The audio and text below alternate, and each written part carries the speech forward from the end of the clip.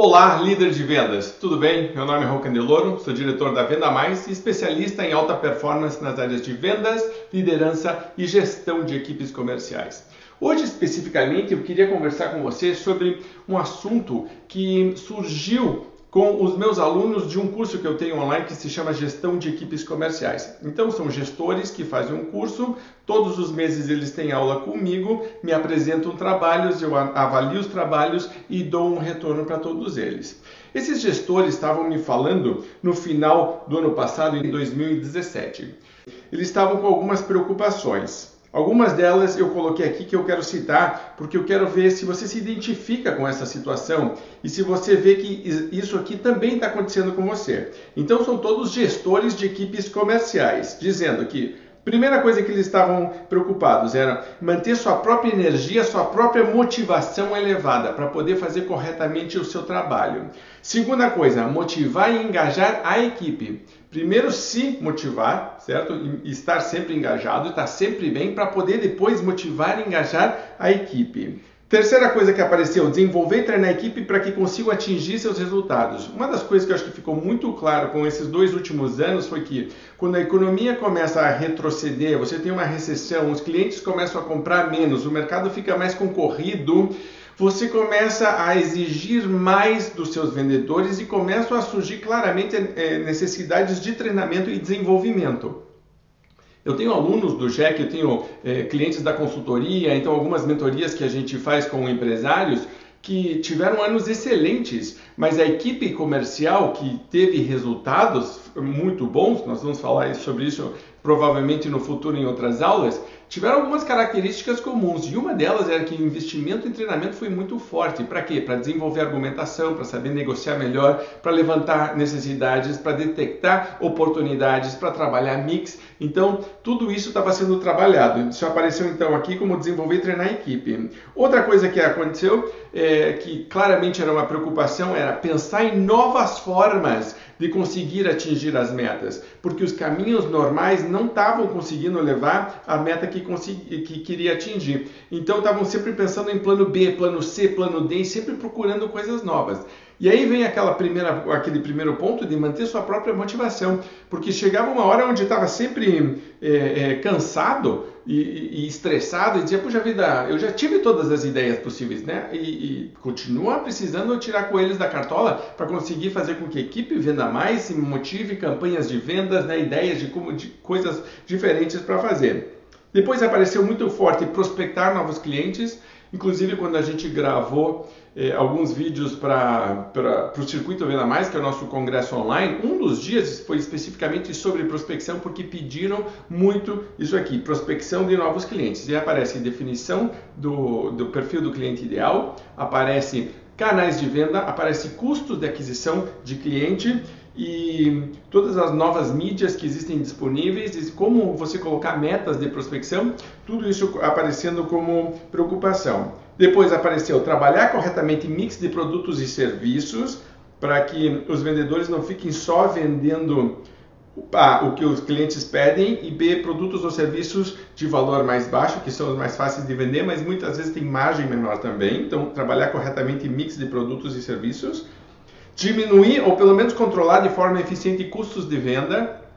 As empresas estão sentindo que os custos de venda estão começando a aumentar, isso está corroendo margens de rentabilidade. Então você tem que estar o tempo inteiro avaliando custos de venda e, para terminar, talvez o mais importante, preservar ou tentar aumentar a margem e a rentabilidade da empresa.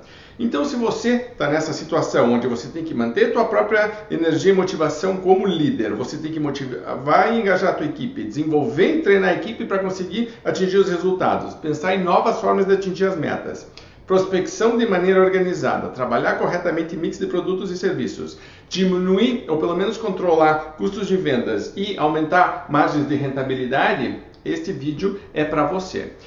Fiz uma pesquisa e um trabalho com os meus alunos desse curso o ano passado, do GEC, e perguntei para eles, todos eles gestores de equipes comerciais, quais foram alguns dos maiores erros que você cometeu esse ano e que você vê que poderia ter melhorado. Então, como eles têm que me apresentar trabalhos, eles vão me apresentando trabalhos mês a mês, e os trabalhos são sempre coisas que são implantadas dentro da própria empresa, na prática, então com a própria equipe ou com os clientes, e depois voltam e dão um retorno dizendo como é que foi. E aí a gente vai fazendo os ajustes. Então, mês a mês, você vai construindo uma sequência de projetos internos que vão trazendo resultados. Muitas vezes, os gestores, ao me dar feedback sobre isso, dizem: Raul, eu descobri que estava cometendo alguns erros. E aí veio para melhorar com esse projeto novo. Mas essa avaliação dos erros sendo cometidos é que eu queria comentar com você.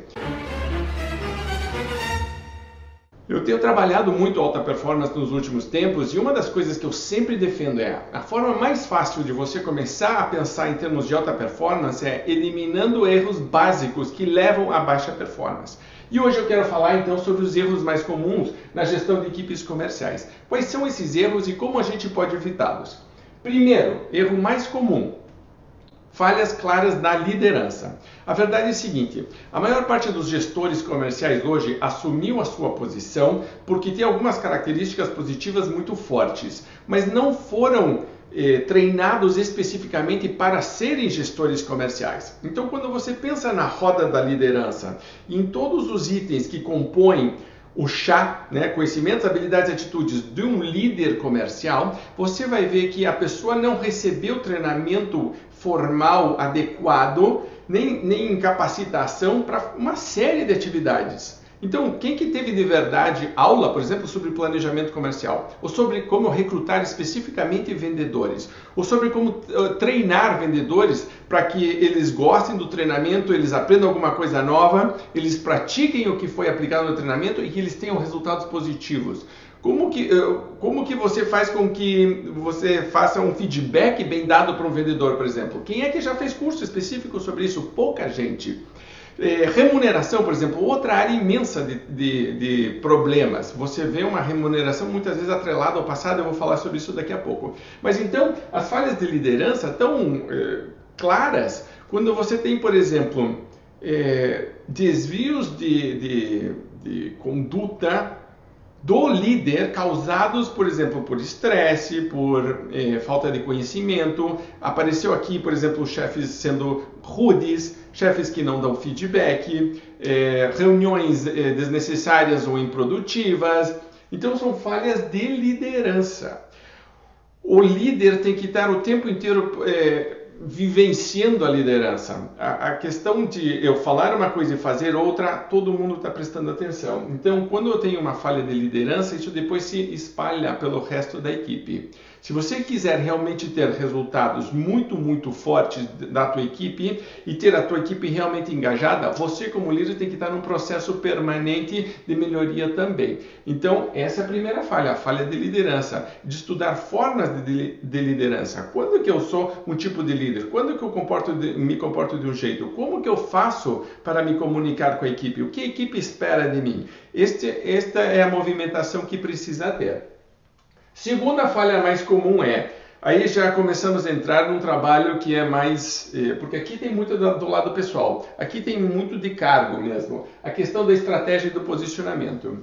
Quando você vai trabalhar uma ferramenta, por exemplo, o Scorecard em Vendas, é uma ferramenta que eu desenvolvi onde você traça metas financeiras. Então, quanto que a gente quer faturar este ano, este mês ou este período. Metas mercadológicas, então o que eu tenho que vender de produto ou serviço para ter este faturamento financeiro?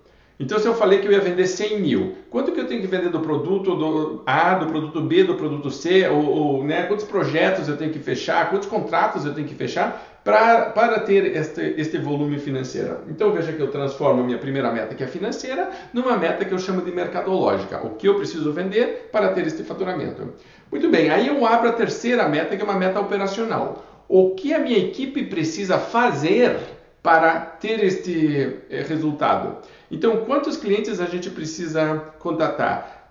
Qual que precisa ser a nossa taxa de fechamento? Que mix que a gente vai trabalhar? Com qual porcentagem média de desconto a gente vai trabalhar? Quanto nós vamos ter de recompra? Quanto nós vamos ter de upsell ou de cross-sell? Quanto nós vamos ter de reativação de clientes inativos? Eu começo a abrir este planejamento. Aqui começa a aparecer claramente falhas de pessoas que não estão considerando todos os itens. E ao não considerarem todos os itens, começam a jogar uma responsabilidade muito grande e uma dependência muito grande do resultado da equipe comercial. Eu estou dizendo hoje para os gestores, a gente tem que trazer cada vez mais para nós, líderes, a responsabilidade do planejamento para que depois a execução fique por parte do vendedor. E a questão de posicionamento aparece o tempo inteiro. Tem um dos módulos do Jack que é só sobre posicionamento, onde eu falo muito sobre isso. Posicionamento, existem dois grandes posicionamentos, ou é preço baixo ou é diferenciação. Então o preço ou custo baixo e diferenciação concorrem entre si. O cliente sempre vai tentar comprar produtos com, ou serviços diferentes, com valor agregado maior, e vai querer sempre pagar o preço baixo. Então a questão do vendedor é vender o valor agregado e defender o que eu chamo da integridade do preço. Está defendendo a integridade de uma tabela de preço, de uma proposta de valor. Os vendedores não têm argumentação hoje para fazer isso. Quando você para avaliar de verdade o chá do vendedor, conhecimentos, habilidades e atitudes, para ele conseguir vender este posicionamento, não está acontecendo. Então o que está acontecendo no fundo é que eu tenho o que eu chamo do matar burro. A empresa está tentando se diferenciar ao mesmo tempo que os vendedores estão dando excesso de descontos e baseado nos descontos estão fechando suas vendas. Mas aí eu tenho uma situação que não se sustenta, a minha margem começa a ser corroída e o meu posicionamento não consegue emplacar no mercado. Isso fica claro quando você faz esse tipo de trabalho, esse módulo especificamente com a tua equipe de vendas. Terceiro grande erro aqui, eu estou indo rápido porque são vários, mas eu queria que você entendesse quais são para depois poder fazer uma autoavaliação. A terceira questão aqui é dos indicadores. Indicador é basicamente relatório, é planilha. E está cada vez mais claro que se você não trabalhar baseado em uma questão mais objetiva, se você não for objetivo, você está sendo subjetivo. E o problema da subjetividade é que ela tem altos e baixos, de muita inconstância. E eu não consigo avaliar exatamente quais são os pontos que estão acontecendo. Exemplo típico de você não trabalhar indicadores corretamente. Eu gravei até um vídeo sobre isso no ano passado, onde eu falava sobre a teoria do iceberg. Eu tenho um assinante da Venda Mais que entrou em contato dizendo: Raul, as minhas vendas caíram, e se eu não me engano, acho que era 40% no ano. E aí a gente foi olhar o que estava acontecendo e, de verdade, tinha 3 grandes indicadores que tinham caído. Primeiro, o número total de clientes entrando em contato. Segundo, o percentual de aproveitamento de contatos. Então, de cada cliente que entrava em contato, quantos estavam fechando realmente uma venda. E, para terminar, o valor médio da compra. Quando a gente conseguiu isolar que esses 3 indicadores eram realmente o problema, abriu a cabeça dessa pessoa, chamou a equipe e disse: ok, nós vamos trabalhar de maneira muito focada em reverter 3 indicadores específicos. Primeiro, o número de contatos, precisamos ter mais contatos. Segundo, o percentual de aproveitamento de contatos. Terceiro, o valor médio de compra. Veja que quando eu trabalho em indicadores, eu começo a trabalhar coisas que eu tenho controle. Acho que é uma das coisas mais importantes de você entender na gestão por indicadores. Eu começo a entender onde eu tenho controle, é onde eu posso agir. Se não, parece que eu dependesse do mundo, do mercado, do governo, da inflação, dos clientes, dos meus concorrentes, eu terceirizo o meu resultado. Eu não posso fazer isso, tenho que chamar para mim. Então, como que eu faço isso? Trabalhando em indicadores e definindo exatamente quais são. Quarto ponto aqui é recrutamento e seleção. Então, o recrutamento e seleção aparece o tempo inteiro nas pesquisas como uma grande dificuldade. Como é que eu faço para montar um time de campeões? Existe uma série de coisas, de recomendações que eu poderia dar sobre isso, mas uma das coisas que eu vejo aqui, o processo de recrutamento e seleção é falho. Quando os alunos vêm me dar feedback sobre o seu próprio processo de recrutamento e seleção, você vai ver invariavelmente que ele era curto demais, apressado demais e superficial. Acaba fazendo com que candidatos que não estão alinhados e que não eram adequados para a posição entrem num processo que às vezes é de 45 dias ou de 90 dias de um contrato de experiência, mas entrem nesse processo, não consigam passar por esse processo porque tem resultados muito baixos, a empresa acaba definindo que não vai contratá-los ou às vezes por falta de opção diz é melhor ter um mais ou menos do que abrir uma vaga nova e continua com mais ou menos e acaba que você fica com uma equipe super fraca. Uma equipe fraca é um problema para o gestor, porque uma equipe fraca que está desalinhada ou que não tem perfil, não é a remuneração que vai mudar, não é a comunicação que vai mudar isso, às vezes nem o treinamento consegue mudar, é que o perfil da equipe não está correto. Eu recomendo que você, inclusive, trabalhe com os indicadores que você tinha aqui no processo de recrutamento e seleção. Existe uma forma muito organizada de você trabalhar isso, que é você criar o que eu chamo de roda das vendas, onde você pega todas as atividades de planejamento, de prospecção, de abordagem, de levantamento de necessidades, de proposta de valor. É um trabalho que é bem detalhado para você ajudar o vendedor a entender todas as suas tarefas e use esta mesma ferramenta para recrutar vendedores novos. Por quê? Porque você já vem sabendo se essa pessoa, se ela sabe fazer isso aqui, como que ela faz, o que ela acha, qual que é a opinião dela, e depois você complementa isso com a outra parte que é de conhecimentos e a outra parte que de atitudes. Quando os nossos alunos começam o curso, geralmente o processo de recrutamento e seleção é feito por uma única pessoa e no máximo o roteiro de perguntas deve ter 8 ou 10 perguntas. No máximo. Então uma entrevista geralmente dura qualquer coisa entre 20 minutos e 60 minutos. Por isso que o processo é fraco. Uma das coisas que as pessoas estão tentando fazer é acelerar coisas que não deveriam ser aceleradas. É muito melhor você ter mais calma na hora de recrutar e selecionar, mas selecionar corretamente e aumentar imensamente, não é pouco não, é imensamente a probabilidade de um candidato rapidamente começar a mostrar resultados e permanecer bastante tempo com você, do que você fazer um processo capenga de recrutamento e seleção e depois trazer gente fraca para a equipe e aí ou fica com a pessoa fraca ou tem que abrir uma nova vaga e cria um ciclo vicioso que é muito ruim. Então você quer atrair campeões. Não cometa este erro, é um dos mais graves. Você pode eliminá-lo simplesmente sendo mais criterioso ou mais criteriosa e tendo mais calma na hora de decidir quem é que realmente deveria participar da nossa equipe. Quinto grande erro é o erro do treinamento. A Venda Mais fez, há uns 2 anos atrás, uma grande pesquisa, que inclusive é utilizada em muitas faculdades, muitos mestrados do Brasil, porque virou uma referência em relação ao assunto, sobre treinamento em vendas no Brasil. A verdade é a seguinte, 50% das empresas hoje no Brasil não treinam, ok? 50% das empresas no Brasil não treinam. Então eu tenho os outros 50%. Os outros 50% que treinam, desses 50% aqui, a metade desses aqui, que é 25%, treina uma vez por ano. Então eles têm uma convenção de vendas, uma reunião e chamam isso de treinamento. Isso não é treinamento, ok? Eu não tenho treinamento. Então, 75% das empresas hoje no Brasil não treinam. Eu tenho 25% que treina. Dos 25% que treina, quase a metade treina 2 vezes por ano, porque aí tem convenções semestrais. Isso não é treinamento também. Então, eu elimino 12,5%. Eu fico que, de verdade, eu tenho 12,5% das empresas treinando. Está errado. Isso aí deveria ser 100%.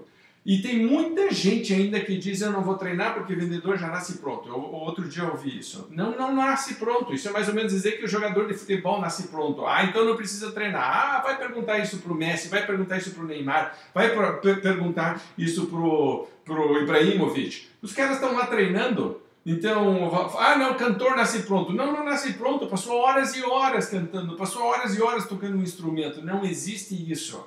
Ainda mais no mercado que está mudando, que todos os dias o vendedor está sendo exigido de formas diferentes. O que acontece se eu não treino ele? Eu, de verdade, estou preparando ele para se complicar lá na frente do cliente. Não pode acontecer isso. Raul, e se eu treinar a minha equipe e ela for embora? Olha, o que você prefere? Que ela fique destreinada? É essa? A Associação Americana de Treinamento e Desenvolvimento fez uma pesquisa anos atrás, específica também sobre treinamento em vendas, e mostrou que o treinamento em vendas tem geralmente entre 4 e 5 dólares de retorno por dólar investido.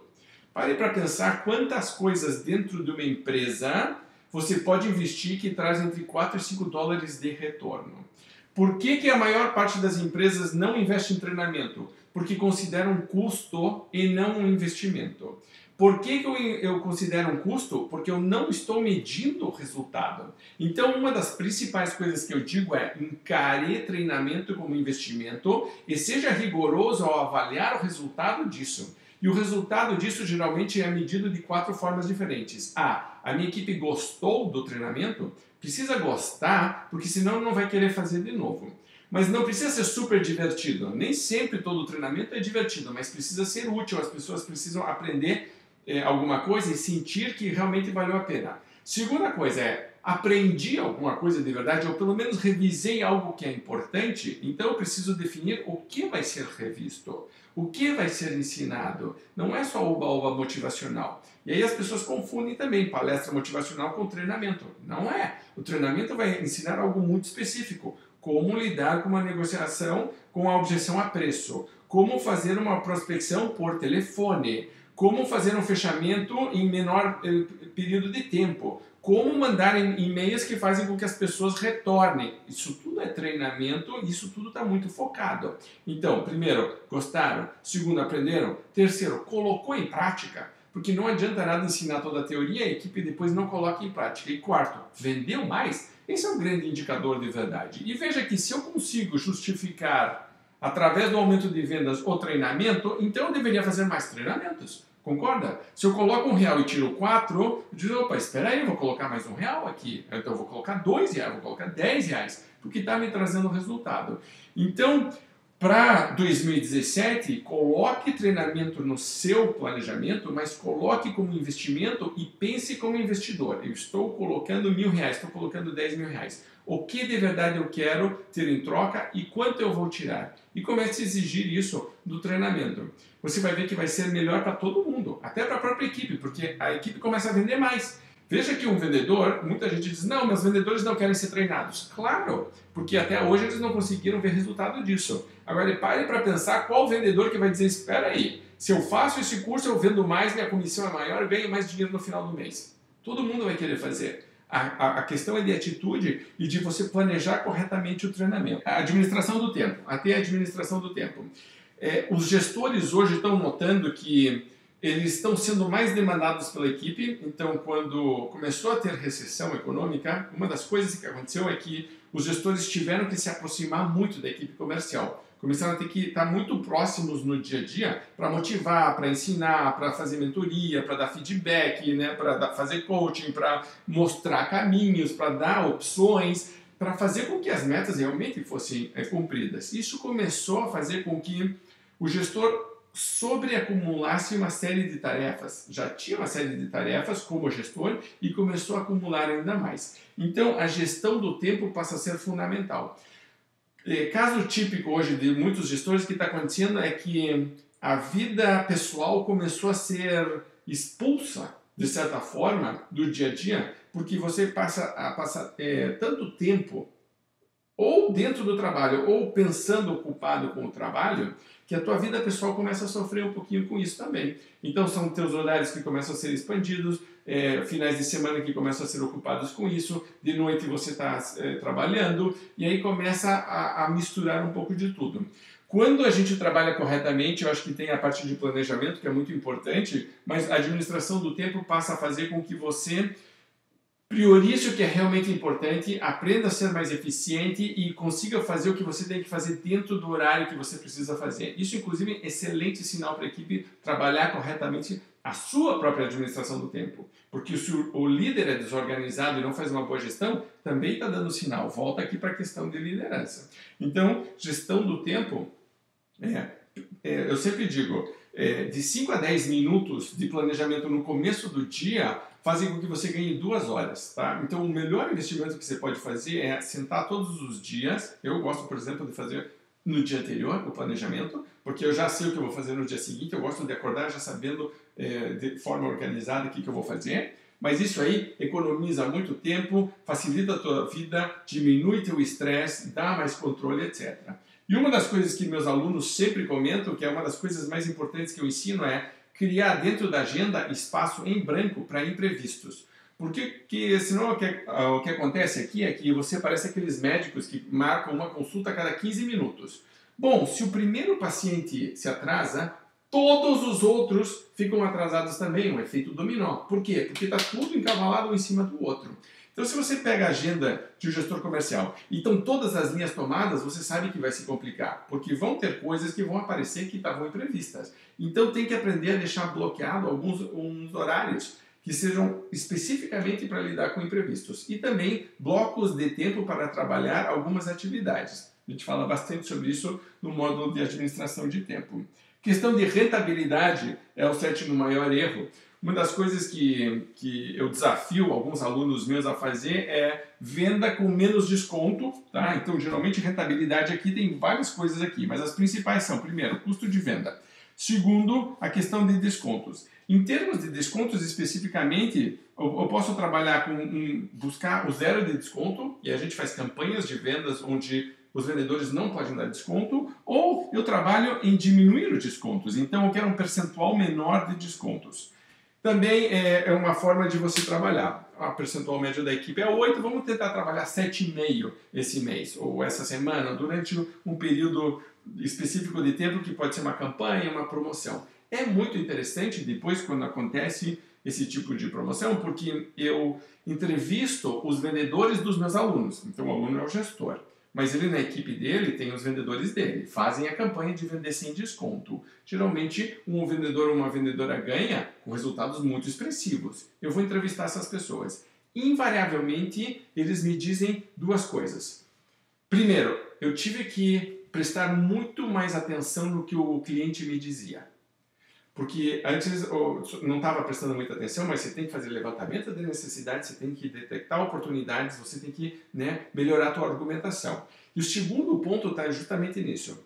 Por eu ouvir muito mais, eu tive que melhorar imensamente minha argumentação e eu descobri que antes de verdade eu não estava vendendo. Eu não estava vendendo de verdade. Pare para pensar, são campeões de vendas que estão com resultados expressivos dizendo antes de verdade eu não estava vendendo. Tive que começar a vender de verdade quando me tiraram a muleta do desconto. Isso estava acontecendo todos os dias. Tem gente que, por exemplo, faz a campanha de dar menos desconto e a promoção é mais ou menos assim.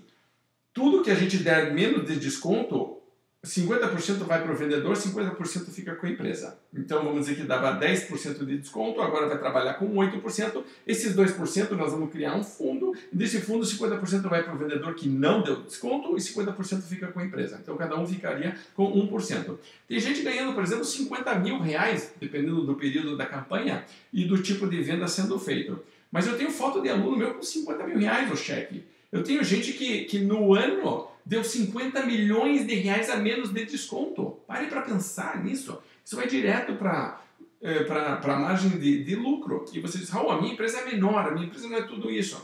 Não tem problema. O que eu quero que você entenda é a lógica aqui de você fazer uma gestão de uma equipe comercial e você tem que parar para ver se realmente você está estimulando ou não a forma correta de vender. Porque uma coisa é você falar sobre isso e a outra é de verdade olhar se a tua equipe está realmente praticando isso no dia a dia. E quando os nossos alunos vão fazer isso, descobrem invariavelmente que existiam inúmeras oportunidades de melhoria, a ponto dos próprios vendedores dizerem, eu não estava vendendo antes. Eu achava que vendia, não estava vendendo. Agora eu estou vendendo de verdade. Muito bem. Aqui eu tenho uma parte que está totalmente alinhada com isso, que é a parte de remuneração. A remuneração, basicamente, dentro de vendas, ela é geralmente dividida da seguinte forma. Fixa, variável, então comissionamento, e em alguns lugares eu tenho campanhas, bonificação, etc. Então eu vou colocar fixa, variável, é questão de bonificação em situações específicas.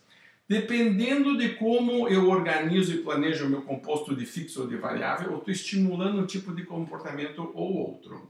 Dependendo da minha carteira de produtos ou serviços, certo? Então, o mix que eu tenho, eu posso estar estimulando meus vendedores a venderem produtos ou serviços mais rentáveis ou menos rentáveis.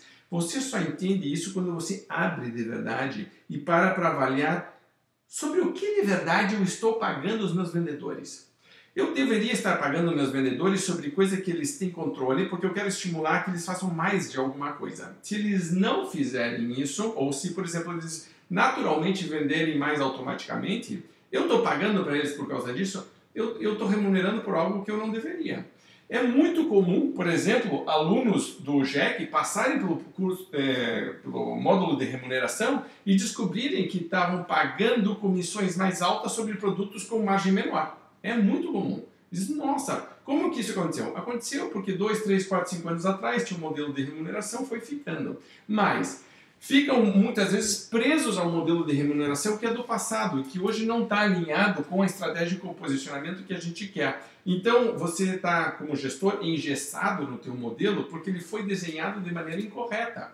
Então, se você herda um processo de remuneração ou vem trazendo ele muitas vezes vai ficando muito pesado e te tira a liberdade. Aqui, então, você tem que parar para pensar e dizer, espera aí, como que eu posso melhorar esse processo? Você tem que estudar e tem que se aprofundar. Essa é uma das coisas mais importantes que tem, que influenciam qualquer atividade dentro da área comercial. Não tem treinamento, não tem feedback, não tem reunião, não tem convenção de vendas que mude uma remuneração mal alinhada. As pessoas não vão fazer o que elas não estão sendo pagas para fazer. Elas vão fazer o que elas estão sendo pagas para fazer. Então você tem que prestar muita atenção no que eu estou pagando, por que eu estou pagando, para onde eu quero que as pessoas vão, o que eu quero estimular, o que eu quero desestimular. E aí fazer com que a remuneração esteja alinhada com tudo isso aqui e não que seja um item separado. Ok?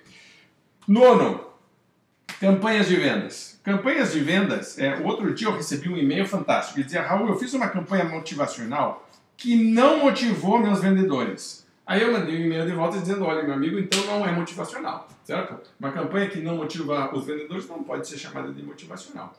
Mas as campanhas são super importantes. Eu acho que elas trazem alegria, trazem energia, permitem que você direcione trabalhos, mas ela precisa ser feita de uma maneira muito específica. Eu já escrevi isso, foi capa da Venda Mais, tem artigo meu sobre isso, mas é uma das coisas mais importantes para parar para pensar. Primeiro, por que eu preciso de campanha? Segundo, quando que eu vou usar? Terceiro, que tipo de campanha eu deveria fazer? Quarto, qual que é a duração dela? Quinto, que tipo de premiação deveria ter? Sexto, como que eu meço isso? Sétimo, como que eu lanço? Oitavo, como que eu atrelo a campanha com a remuneração, com rentabilidade, com o treinamento, com os meus indicadores e alinhada com a minha estratégia com posicionamento? Isso quando você está trabalhando tudo corretamente, isso é a coisa mais natural do mundo. Se não, o que você encontra é, de verdade, meio que um Frankenstein. Um pedaço de uma coisa, um pedaço de outra coisa, outro pedaço de outra. E aí, então, vai tentando, coitado do gestor, tentar equilibrar tudo. Não, deveria estar tudo alinhado. Quando você fez tudo isso aqui, campanha de venda é a coisa mais simples do mundo, mais gostosa de fazer, ganha dinheiro, todo mundo é feliz, comemora, etc. Mas está alinhada com o que está acontecendo. 10º erro, a questão da comunicação. Dentro de comunicação eu tenho não utilizar todas as ferramentas, não comunicar corretamente o que deveria ser comunicado, mas principalmente apareceram duas grandes questões aqui.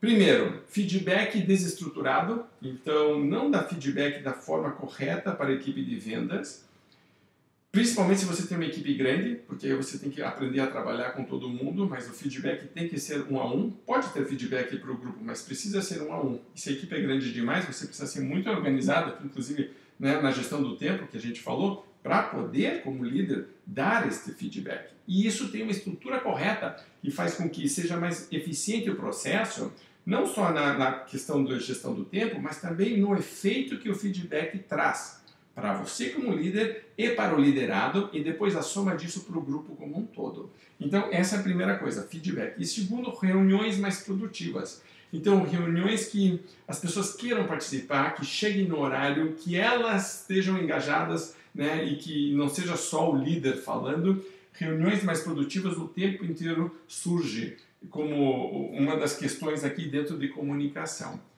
Coisa que é fácil de melhorar se você souber pontualmente onde trabalhar e principalmente se como líder você estiver aberto a entender que isso pode ser melhorado e que o tempo inteiro você deveria estar dizendo como que a minha comunicação pode melhorar, como que o meu feedback pode melhorar, como que as minhas reuniões podem ser mais eficientes. O tempo inteiro alerta em relação a isso. E isso vai, de novo, na questão de liderança. Acho que uma das principais formas de você manifestar a tua liderança, de colocá-la em prática, é justamente através da comunicação. Então, o que às vezes a equipe considera falhas de liderança, se você parar para analisar, no fundo, não são falhas de liderança, são falhas no processo de comunicação que acabam afetando a imagem do líder. Então, quando eu melhoro isso aqui, a percepção da minha equipe sobre isso aqui melhora também. Ponto super importante para trabalhar. E para terminar, o último, e acho que é o mais grave, e eu deixei ele por último justamente por causa disso, é a terceirização. Eu só vou colocar a terceirização aqui da culpa. Quando eu fiz, tempos atrás, uma pesquisa com os gestores comerciais e assinantes da Venda Mais, que ou são assinantes da revista ou são alunos do curso, eu perguntei para eles, quais são as características mais comuns dos teus piores vendedores? Ó a pergunta. Quais são as características mais comuns dos teus piores vendedores? Apareceram uma série de itens e eu fiz um teste, então, que são 20, é um checklist com 20 itens que os piores vendedores geralmente acabam fazendo. É como você reconhecer um mau vendedor. Muito bem, quando eu estou fazendo um trabalho, um workshop só com gestores comerciais, eu posso aprofundar isso aqui. E uma das coisas que eu paro para perguntar é pegar esta lista e digo, ok, vamos analisar essa lista? Vamos. Está vendo esses 20 erros? A gente está dizendo que esses são 20 erros da equipe comercial. Como gestor, eu vou fazer esta avaliação. Pare para me responder. Este erro número 1, ou número 2, ou número 3, qualquer um deles, poderia ser uma falha nossa relacionada aos indicadores que a gente está usando? Muita gente diz sim. Poderia ser uma falha de recrutamento e seleção? Isso está causando esse problema? Poderia. Poderia ser falha de treinamento? Poderia. Poderia ser uma falha de planejamento e de gestão? Poderia. Poderia ser uma falha de que a gente não está prestando atenção em rentabilidade? Assim? Poderia ser que a nossa remuneração está estimulando? Poderia. E de repente faz um silêncio na sala e o que o gestor diz, espera aí, deixa eu ver se eu estou entendendo. Esses 20 erros mais comuns da equipe de vendas, uns 18 de verdade estão responsabilidade do gestor. E o gestor coloca a responsabilidade na equipe porque não está enxergando o seu próprio papel nisso. Acho que o mais importante de tudo isso é avaliar seu próprio papel. Quando você consegue assumir a responsabilidade disso, você começa todo este processo aqui de melhoria. Okay? Começando por assumir, eu preciso melhorar como líder também. Quando eu melhoro como líder, eu trago a minha equipe junto. E aí vou melhorar cada um desses pontos. A liderança, a questão da estratégia, a questão dos relatórios e indicadores, o processo de recrutamento e seleção, a parte de treinamento, planejamento e administração do tempo, rentabilidade, remuneração, as campanhas de vendas e a comunicação com a minha equipe. Fica tudo integrado.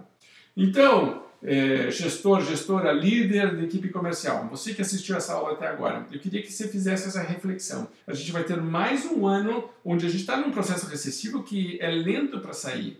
O gestor não tem muito espaço para ser amador e não tem espaço para cometer erros que levam a baixa performance. Se você realmente quiser ter um ano melhor de resultados para a sua equipe e um ano mais tranquilo para você, comece a trabalhar esses 11 pontos e melhore em cada um deles.